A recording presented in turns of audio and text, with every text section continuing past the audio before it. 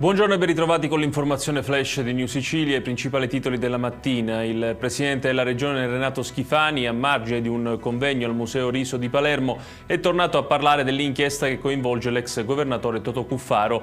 Schifani ha detto di aver fatto il suo dal punto di vista politico, escludendo la DC dall'esecutivo. Noi andiamo avanti forti dei nostri risultati economici, ha concluso il governatore.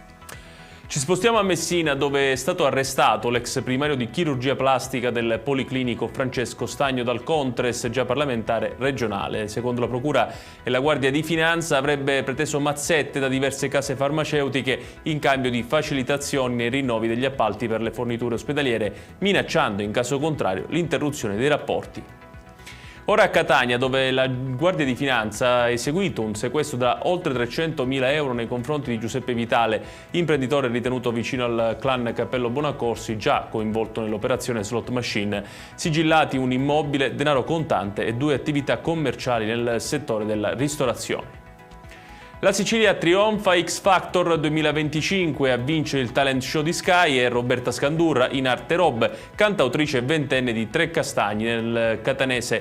La finale, che si è svolta in piazza del Plebiscito a Napoli, ha visto chiudere terza l'altra giovane artista siciliana, Delia Buglisi. Conferenza stampa del sindaco di Catania questa mattina a Palazzo degli Elefanti per la presentazione degli eventi di Natale e Capodanno promossi dall'amministrazione.